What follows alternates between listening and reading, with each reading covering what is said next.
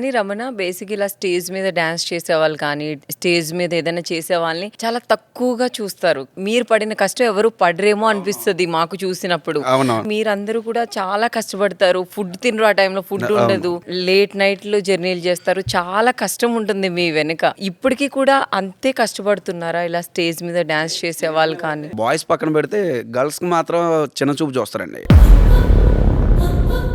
అంటే వాళ్ళు డాన్సర్స్ గా మారి స్టేజ్ ఎక్కినంత మాత్రాన వాళ్ళని తక్కువ చేయడం చాలా అంటే చాలా కరెక్ట్ కాదు. సో అదే సిచ్యువేషన్ లో మన ఆడపిల్ల లేదా మన చెల్లో మన అక్క ఉంటే అదే వేరేవాడు ఎవడని కామెంట్ చేస్తే నువ్వు ఎలా ఫీల్ అవుతావు? సో వాళ్ళు పొట్టకూటు కోసం స్టేజ్ ఎక్కుతున్నారు. అంత మాత్రాన వాళ్ళు వేరే క్యారెక్టర్ అనుకోవడం కూడా అది చాలా రాంగ్. అది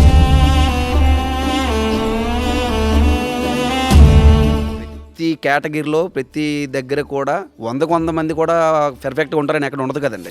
ఎవరో చేసిన తప్పుకి అందరినీ రుద్దడం కూడా కరెక్ట్ కాదు. సో ఆ గర్ల్స్ కి డాన్స్ చేసిన అమ్మాయిలకి మీరు రెస్పెక్ట్ ఇవ్వకపోయినా పర్లేదు, కానీ చిన్న చూపు చూడొద్దు, కించపరచొద్దు. ప్రతి ఒక్కరికి మంచిగా చదువుకోవాలి, పై స్థాయికి వెళ్ళడం ఎవరికి ఉండదండి, అందరికీ ఉంటది. కొన్ని ఆర్థిక పరిస్థితులు ఒక స్టేజ్ ఎక్కి డాన్స్ చేస్తుందంటే తన వెనకాల ఎన్నో బాధలు ఉన్నాయో, వాళ్ళ అమ్మ నాన్న పరిస్థితులు ఎలా ఉన్నాయో, వాళ్ళ ఇంటి పరిస్థితులు ఎలా ఉన్నాయో. ఇక్కడేమో ఏమాత్రం మేకప్ వేసుకుని స్టేజ్ మీద ఉంటారు, కానీ వెనకాల చూస్తే అనకూడదు, కానీ కన్నాలు ఉన్న గోడలు ఇల్లు ఎన్నో ఉంటాయి.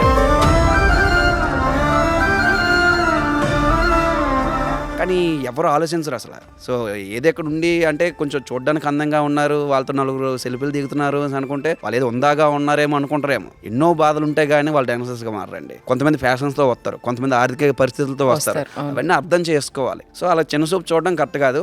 చాలా చోట్ల మాకు కూడా ఎదురయ్యాయి. అలాంటి టైంలో కొంచెం బాధ అనిపిస్తుంది. అవును, అలాంటి రాకుండా చేయకుండా ఉంటేనే బెస్ట్. ఎవరి కష్టం వాళ్ళకే ఉంటుంది. అవును అవును. అలానే చాలా మందికి యూట్యూబ్ ఛానల్స్ ఉన్నాయి, యూట్యూబ్ ఛానల్ పెడుతున్నారు కూడా. వాళ్ళు సక్సెస్ అవ్వాలి, కంటెంట్ బాగా రీచ్ అవ్వాలంటే ఎలాంటి చేయాలి ఆ యూట్యూబ్ లో? ఇప్పుడు యూట్యూబ్ అనేది కొంతమందికి జీవితాన్ని ఇచ్చింది, కానీ కొంతమంది జీవితాలు నాశనం కూడా చేసింది యూట్యూబ్. అవునా? అవునండి, నిజంగా. ఎందుకు అట్లా? చాలా మంది ఏంటంటే, ఇప్పుడు నేనే ఉన్నానండి, ఒక సాంగ్ ఒక 2 లక్షలు పెట్టాను, నాకు 50 లక్షలు వచ్చిందని నేను గర్వంగా చెప్పుకోగలను. అంటే రమణ 2 లక్షలు పెట్టాడు, 50 లక్షలు వచ్చిందని పెట్టేసే ఛానల్స్ పెట్టేటోళ్ళు చాలా మంది అయిపోయారు. రమణకు వచ్చింది కదా మనకి ఎందుకు రాదులే. ఇప్పుడు యూట్యూబ్ ఏంటంటే చూసేటోళ్ళు తక్కువ అయిపోయారు, చేసేటోళ్ళు ఎక్కువైపోయారు. అవును. రీసెంట్ గా కొంతమంది, ఒక అబ్బాయి నా ఛానల్లోనే పాపం అప్లోడ్ చేశాడు. ఫస్ట్ టైం అంటే అబ్బాయి రైటర్ 10 లక్షలు ఖర్చు పెట్టి ఒక్క సాంగ్ చేశాడండి. నా నెంబర్ తీసుకొని నాకు ఫోన్ చేశాడు, అన్న నా దగ్గర యూట్యూబ్ లేదన్న, సో మీ యూట్యూబ్ ఛానల్లో రిలీజ్ చేయండి అన్న, వచ్చిన ఇన్కమ్ 30-70 షేర్ చేసుకుందాం, ఎంత ఖర్చు అయింది బ్రో అన్నాను. 10 లక్షలు అయిందని చెప్పాడు. నోటుకు రాని బూతులని తిట్టా. ఎందుకు? ఒక మొదటి సాంగ్ నువ్వేంటి ప్రూవ్ చేసుకోవడానికి 10 లక్షలు ఖర్చు పెట్టి నువ్వు చేయాల్సిన అవసరం ఏంటి? ఆ 10 లక్షలు రికవరీ చేయాలంటే యూట్యూబ్ లో ఎన్ని వ్యూస్ రావాలి? అమలాపురం నుంచి విజయనగరం వచ్చేసారు. నేను చెప్పాను అనమాట, అరే బాబు నా యూట్యూబ్ ఛానల్ ప్రెసెంట్ అయితే నా వీడియోస్ రీచ్ అవ్వట్లేదు, పెట్టడం నాకు పెద్ద మ్యాటర్ కాదు, పెడతా. సో వచ్చిన రూపాయి నువ్వు 70-30 అన్నా కదా, పక్కన పెడితే నా సైడ్ నువ్వు సపోర్ట్ ఏంటంటే ఆ సాంగ్ ఒక్క రూపాయి వచ్చినా, అది 10 లక్షలు వచ్చినా మొత్తం నీకే ఇచ్చేస్తా, కానీ నువ్వు వెళ్తాదని మాత్రం ఫిక్స్ అవ్వకు. అందరూ అయితే మొగమాటమే లేదు, ఎందుకంటే ఇప్పుడు యూట్యూబ్ సిచ్యువేషన్ ఏ సాంగ్ వెళ్తుందో అర్థం కాదు, ఏది పడుకుని పోతుందో క్లిక్ అవుతుందో. సో అలాంటి సిచ్యువేషన్ ఉంది కాబట్టి ఈ రిస్క్ చేయడం చాలా కాదు, అది రాంగ్. అది నా త్రూ చెప్తున్నాను.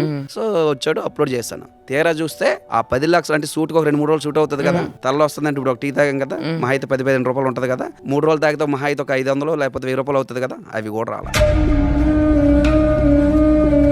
ఎవరికో వచ్చేసిందని నువ్వెలా పెట్టేది అబ్బా, నాకు అర్థం కావట్లేదు. అలాగ చాలా మంది జీవితాలు నాశనం చేసుకుంటున్నారు. సో నేను పల్సర్ బైక్ సాంగ్ అనేది ఆ సిచ్యువేషన్లో 15,000తో ఖర్చు పెడితే 50 లక్షలు అంత తీసుకొచ్చిందండి. ఉన్న విషయం చెప్తున్నాను. అదే సిచ్యువేషన్లో అదే ఫామ్లో ఉన్న నేను 45 రోజుల్లో 2 సాంగులు చేసి 6 లక్షలు లాస్ అయిపోయాయి.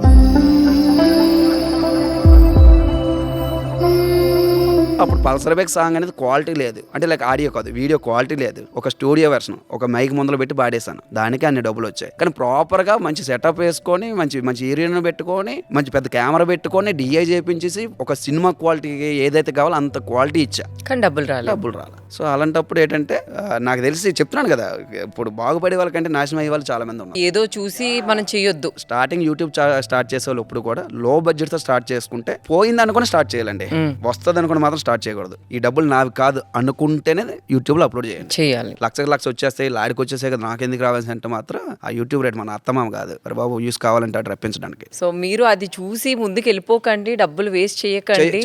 అది మాత్రం నేను గట్టిగా చెప్తాను. నేను కొత్త వాళ్ళకి వచ్చేటోళ్ళకి మాత్రం మీ టాలెంట్ గుర్తించడానికి ఎవరైనా సపోర్ట్ చేసి ముందుకు వస్తే అలా వెళ్ళండి, ఇబ్బంది లేదు. కానీ మీకు ప్రూవ్ చేసుకోవడానికి మీ కష్టం ఎంత పోయినా పర్లేదండి, కష్టపడిన డబ్బులు పోతే మాత్రం నాకు చాలా బాధ అనిపిస్తుంది.